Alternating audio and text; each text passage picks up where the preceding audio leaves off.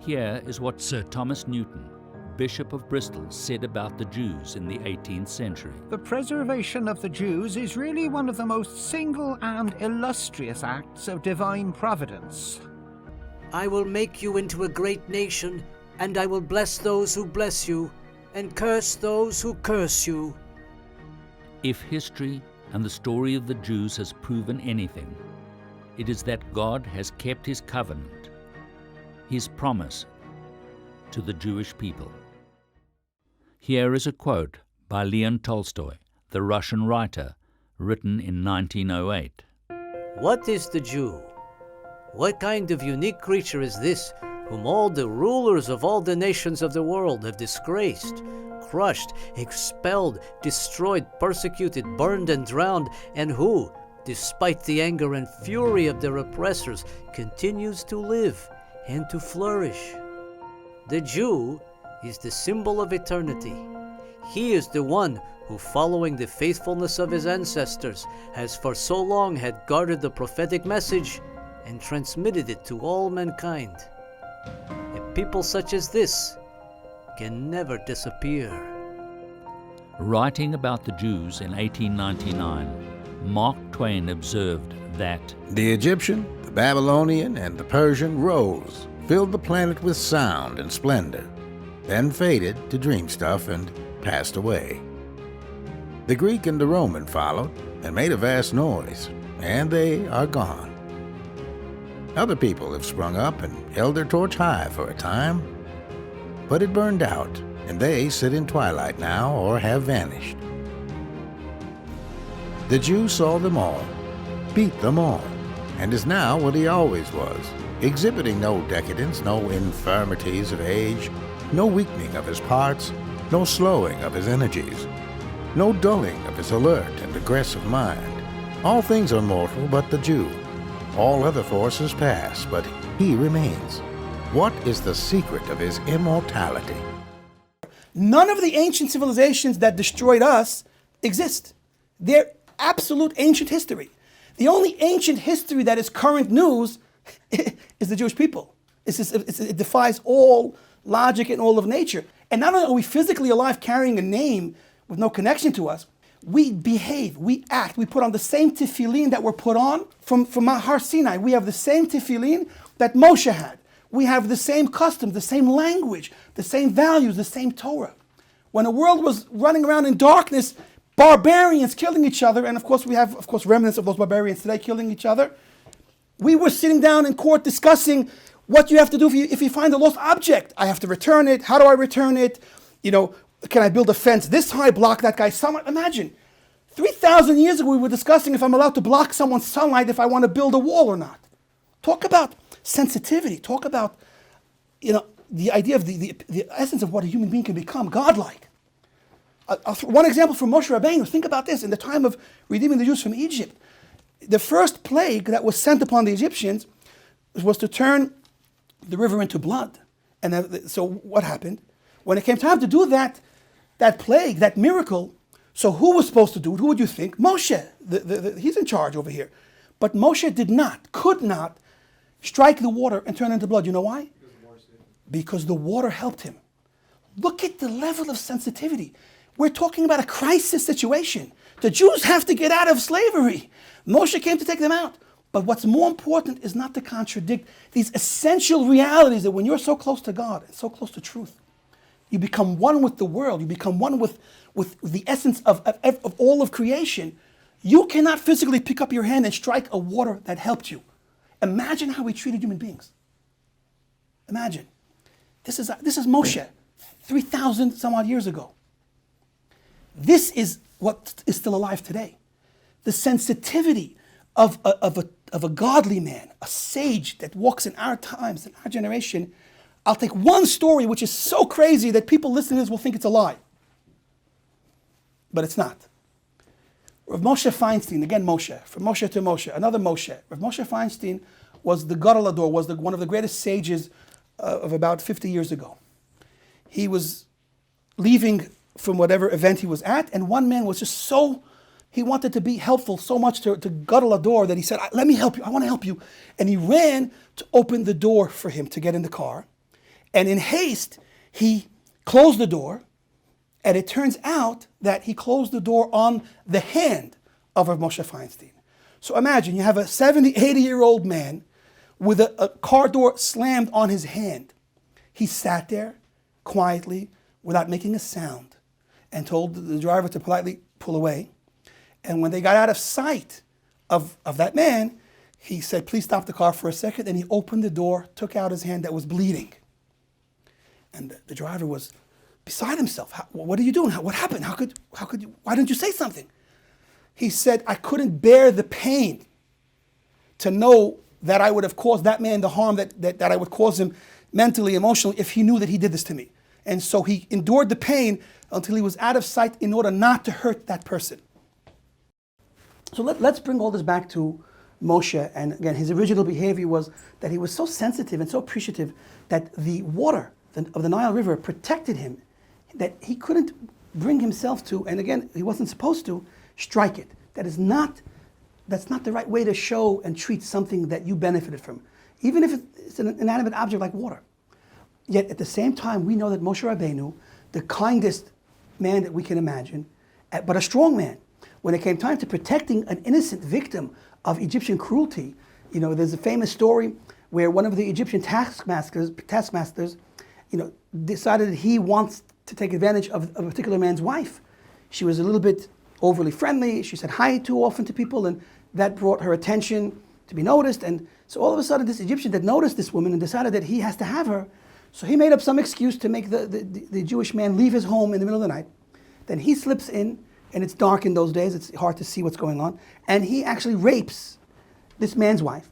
When the man comes home later and realizes that my wife was with somebody, and of course putting two and two together, realizing it was this Egyptian taskmaster, so the taskmaster, knowing that this man knows what was done to him, now decides, I have to kill him also, because that type of behavior wasn't even appropriate for the Egyptian people of that time. It was also inappropriate.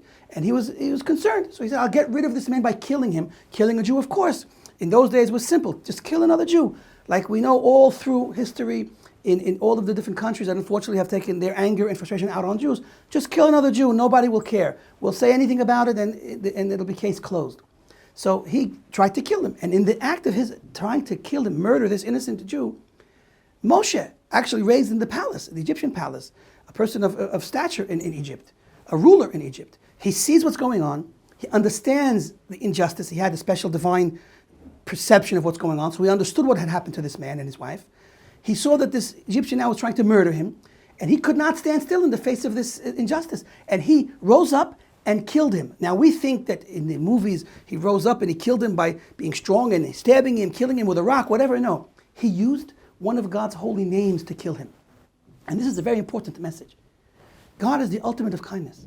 You can't do anything with God's permission, especially if God's helping you do it by using one of his holy names, if it wasn't absolutely an act of kindness and justice and truth. And so we see Moshe's act to kill this Egyptian was not only with God's agreement, letting it happen, but helping and facilitating it happen through one of the divine holy names of God. Because why? By letting that Egyptian live, you're actually being cruel. You're actually facilitating and strengthening evil and terror by letting that man live. The honest and kind and loving, true thing to do, even though it must come in the package of murder, is to kill him. Because he's evil, and by killing him, you've made the world less evil. You've got one evil person out of this world, and that's a positive thing. And that's what we have to remember. Now let's look at Avraham. Again, the kindest man that ever lived. He was the father of nations. He loved everyone. He loved Ishmael, he loved Yitzchak, he loved everyone. And his love was unlimited. He fed people. His whole life was devoted to doing one thing and one thing only, kindness, loving kindness. He taught the whole world that kindness is the cure to the cancer of selfish behavior. He was the antithesis of the nation of Sodom that wanted to only take care of themselves. And they outlawed kind acts of charity and things like that. And Avraham teaches us that the actual emes, the truth of the creation of the world, is all about love and kindness. The cure to all of the world's problems are love and kindness. We could put those two things together and make them a part of our lives, then all of what we're seeing today in a destructive world full of evil, full of hate, full of murder, full of a lot of darkness will all dissipate, will all disappear. So let's take a look at Avraham for a moment, the kindest person that we can ever bring as an example of kindness. Let's see how he behaved when it was necessary to be tough and strong. So first of all, we know the famous story of Avram, when he did the actual Akedat Yitzchak, he was told to sacrifice his son, and that took a very much an inner strength to do. But that's one thing, that's one test. Yet we find the more important test in our context is when there was a war going on between the 4 and 5 kings. Look it up in Genesis, the book of Bereshit. There were 4 kings fighting against 5 kings, and his nephew Lot was taken captive. And Avram did not stand still and say, oh well, what are we going to do? Oh well, he got up with a few of his partners and a few people and went to fight a battle, a war against these nations. Many nations and many people. Why? To free Lot, who didn't deserve to be captive. And there were many captives involved there that didn't deserve to be captive. They took many civilians captive in this war, the 4 kings against the 5. And it says that Avram was tremendously successful. He had miraculous divine assistance. The man of kindness that used his hands, both his hands, only to feed and to care for and to take care of, only for acts of loving kindness, was now using his hands to fight and kill. Because if you don't defend justice and truth, and people that need help when they need help with that type of strength, then you're not being overly kind, you're being overly cruel. And that's why we see even Abraham, the father of kindness, going to war, fighting with a strength that was unparalleled, and being victorious and saving everybody. And so here we come full circle. The Jews, we've been around. We're the only ancient people still around. We know that the ultimate truth and foundation of this world is kindness, and we try to emulate God and His wonderful, beautiful attributes: patience, kindness, love, giving. That's it. That's the essence of what it's all about. But since there are evil people out there and are evil things that can happen to us, we must also balance that with strength, courage, fearless acting when necessary in the face of evil, and destroying evil, killing an evil person. It's an act of love and kindness to all of his future victims that are saved. And so kindness in the wrong place is cruelty, and that's what we also learn. And now we have to know not to be ashamed. A Jew, the people of Abraham, and the people of Hashem, God's chosen people, cannot be afraid to be strong and defend ourselves, especially in this desperate times, dangerous times right now. We must stand strong. Love on one side and strength on the other. And that will bring us the proper respect, and that will preserve and save our own lives and many other lives to come. But we can't end with negativity. I mean, the point of creation and of us being here and what we have to go through isn't so that this ends with an atomic bomb that destroys the world. We're not here to destroy the world. We're here to fix the world. And so the question is really, what is the solution? So I will tell you what I think the only solution is. And I will quote, or attempt to quote, Dr. Martin Luther King, Jr. Right? He said, darkness cannot conquer darkness. Only light can do that. Okay. That's a very profound statement. Now, he's a great person. He was a great person, and he deserves his holiday. It's not quite Hanukkah, but he deserves his holiday, Martin Luther King Day. But he's really echoing what the sages have said generations before. I mean, King Solomon says that there's an advantage that of the light that comes from darkness. Beautiful idea. And another idea is that a little bit of light disperses a lot of darkness. And so he's giving his twist on that and saying that you can't fight darkness with darkness. You can only fight darkness with light. The truth is that ultimately he's not 100% correct with his statement, because in the end of the day, you have to, and this is Kabbalistic, the ultimate way to fight the darkness is from the darkness. And so he's not, he wasn't a sage, he wasn't a Kabbalist, but he was a great man. It's a beautiful saying, but in truth, it's not true that you can't fight darkness with darkness. You have to fight darkness from the darkness and bring out a light that's greater because of it. That's the real approach, Kabbalah. But again, I love the quote. So where do we go from here? What do we do now?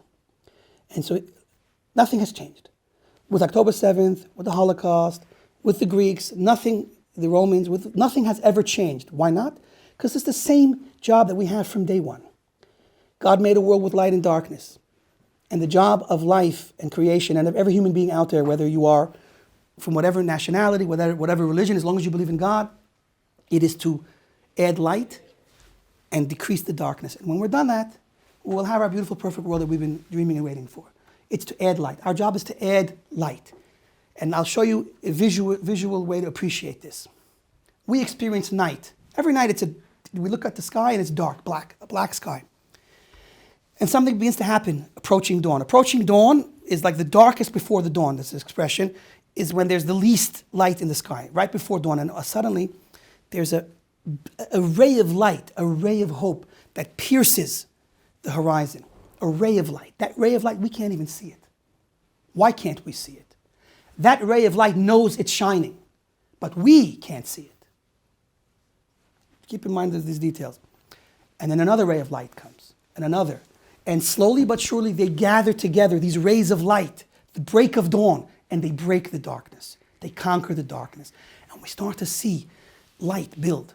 And slowly, slowly, it gets stronger and stronger, and it dissipates and vanquishes that darkness. And there's no more darkness, because when the sun rises, there is no room for darkness. That first ray of light is the first action you take to spread your light. You know you did it, or at least tried, which in God's world is like doing it on some level. You know you've tried to add light. You know you've tried to add goodness. And if you've succeeded, you know it. But the ripple effect of that one good deed has yet to shine for the masses to see and appreciate. And so the beginning stages of rebuilding is hard, difficult, and sometimes dirty. When you go to a construction site, they have a picture of this wonderful, beautiful palace that's going to be there at the end. But when you go there too early, all you see is a big mess, because the building of something beautiful has its messy stage. And so this shining of light, in the beginning, it doesn't shine. We don't see the light yet. But when more and more actions come together, and the ripple effect of one good action continues, and they all gather together, then the light starts to make an impact on the darkness, and we can see between the darkness and the light. But it's still vague, because these are still beginning stages.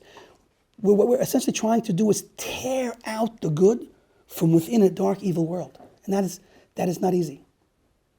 Somewhere out there in these places where we think that there's no hope, there is never no hope. Hope is never lost. There is hope, and I'll tell you how I know. I'm not a prophet yet. I'll tell you how I know. The end result of this entire process of creation and life is going to reach a point where there'll be world peace. The prophet Zephaniah, he says it. In the end of all this, we will all come together as one united people, each nation in their own place, with their own fashion. I don't want to put on the jalabi. I like my suit. Each one will have his own place, and there'll be diversity within unity, unity within diversity. There'll be unity within diversity.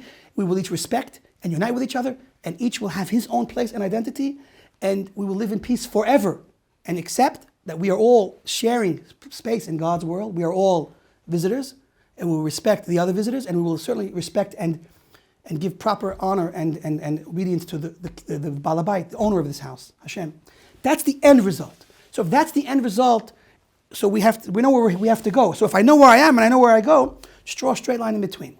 You add your light. You add your goodness. You be different. Don't be afraid to be different. Don't follow the crowd that are walking off a cliff to destruction. You choose a path of building and of construction, and it's hard. It's the harder path. It's harder in the beginning, but in the end it pays off tremendous rewards and dividends. That's the path of the Jewish nation. That's why we're here. We're still building. We still have hope, and we will never go away. We are the only ancient people that are making the current 2023 headlines, because we live by those things that I just mentioned. We live, we survive, we thrive, and we are all about ultimately trying to do the right thing. Well, no one's perfect, but we are. We defend ourselves. We don't attack. Okay? So may we be successful, B'ezrat Hashem, each one in his own way, to banish this darkness of the current war and of all war forever, with the idea of real peace in the world when we rise to that occasion and make the peace. Make the peace, first of all, with your neighbor, and second of all, with the entire world. B'ezrat Hashem.